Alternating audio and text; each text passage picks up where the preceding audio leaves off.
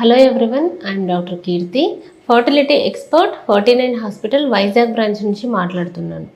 So మనం ముందు వీడియోలో అసలు ఐవీఎఫ్ అనేది ఏ కపుల్స్కి చేస్తాము, నెక్స్ట్ ఐవీఎఫ్ ప్రొసీజర్ ఏంటి అనే టాపిక్ గురించి డిస్కస్ చేశాము. సో ఈ వీడియోలో చాలామంది అడిగే క్వశ్చన్, మేడం మేము ఐవీఎఫ్ ద్వారా కన్సీవ్ అవుతే మాకేమైనా హెల్త్ ప్రాబ్లమ్స్ వస్తాయా, లేదంటే మాకు పుట్టబోయే బేబీస్కి ఏమైనా రిస్క్ ఏమైనా ఉంటుందా? సో ఈ క్వశ్చన్ చాలామంది అడుగుతూ ఉంటారు. సో ఈ వీడియోలో నేను ఈ క్వశ్చన్కి ఆన్సర్ చేయడానికి ట్రై చేస్తాను. సో చాలామంది ఏంటంటే ఐవీఎఫ్ అనగానే కంగారు పడిపోతూ ఉంటారు. ఐవీఎఫ్ అనేది చాలా పెయిన్ఫుల్ ప్రొసీజర్, ఇది సర్జరీనా అని కూడా కొంతమంది అడుగుతూ ఉంటారు. సో ఈ ఐవీఎఫ్ ట్రీట్మెంట్ అనేది ఇప్పుడు ఆల్మోస్ట్ కంప్లీట్గా పెయిన్. సో మీకు ఇచ్చే ఇంజెక్షన్స్ అన్నీ సబ్క్యూటేనియస్ ఇంజెక్షన్స్ ఇస్తారు.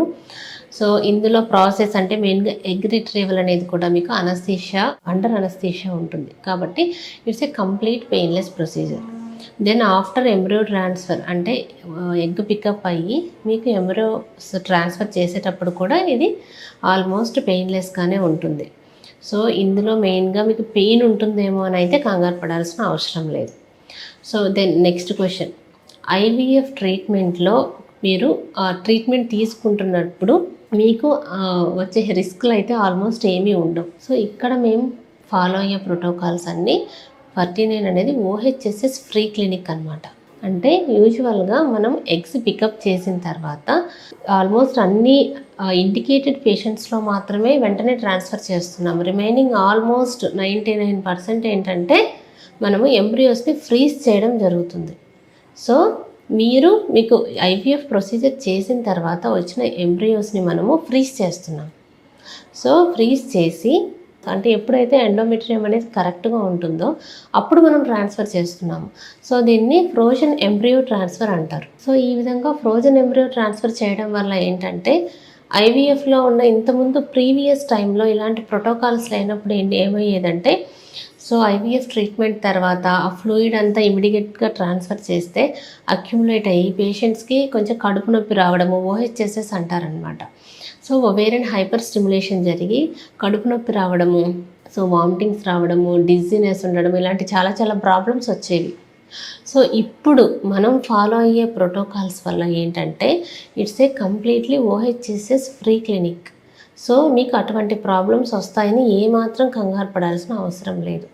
సో మీకు యూజువల్గా ఐవీఎఫ్లో ఇంజెక్షన్స్ 10 days ఇచ్చిన తర్వాత 12th day ఎగ్ పికప్ అయిపోయిన తర్వాత సో ఆ ఎంబ్రియోస్ని మనం ఫ్రీజ్ చేస్తున్నాము. ఫ్రీజ్ చేసిన తర్వాత ఆ నెక్స్ట్ సైకిల్లో కానీ లేదా ఎప్పుడు మీకు ఎండోమెట్రియం బాగుంటుందో చూసుకొని అప్పుడు ట్రాన్స్ఫర్ చేస్తాం. కాబట్టి ఇటువంటి ఓహెచ్ఎస్ఎస్ ఇటువంటి కాంప్లికేషన్స్ రావడం కానీ నెక్స్ట్ రిమైనింగ్ హెల్త్ రిస్కులు కానీ ఏమీ ఉండవు. సో ఈ ఐవీఎఫ్ అనేది very very very simple treatment అన్నట్లు చెప్పచ్చు. సో దీంతోపాటు మీకు అసోసియేటెడ్ ఏదైనా కండిషన్స్ ఉంటాయి.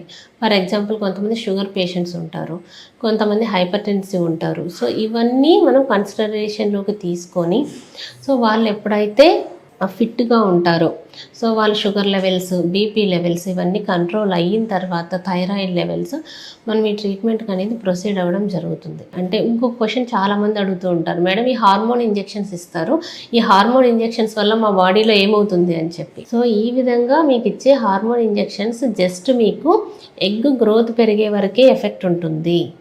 సో ఇప్పుడు మీరు తీసుకునే హార్మోన్ ఇంజెక్షన్ అంటే ఫ్యూచర్లో దానివల్ల వచ్చే రిస్క్ అయితే ఏమీ ఉండదు. సో మీకు అప్పుడు ఎందుకు ఇస్తున్నామంటే ఆ ఎగ్స్ గ్రోత్ కోసం మాత్రమే ఆ టైంలో మీకు ఇంజెక్షన్స్ ఇస్తారు. సో మీరు ఆ ఇంజెక్షన్స్ తీసుకునే టైంలో కూడా దీని రిలేటెడ్ వేరే సైడ్ ఎఫెక్ట్స్ ఉండే అవకాశం లేదు. అండ్ ఫ్యూచర్లో కూడా మీరు ఇప్పుడు తీసుకునే హార్మోన్ ఇంజెక్షన్స్ వల్ల వేరే వేరే ప్రాబ్లమ్స్ వచ్చే అవకాశం కూడా very very very minimal.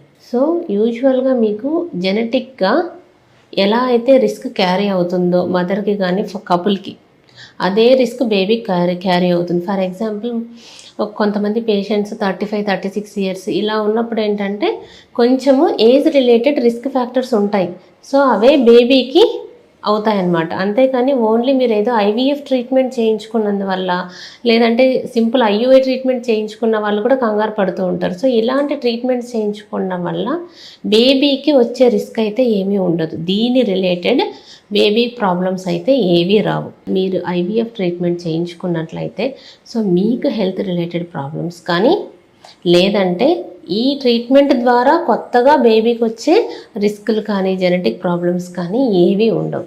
So IVF is a completely safe procedure with very very less complications అనమాట. సో మీరు ఏమాత్రం కంగారు పడకుండా ఈ ట్రీట్మెంట్ అనేది చేయించుకోవచ్చు.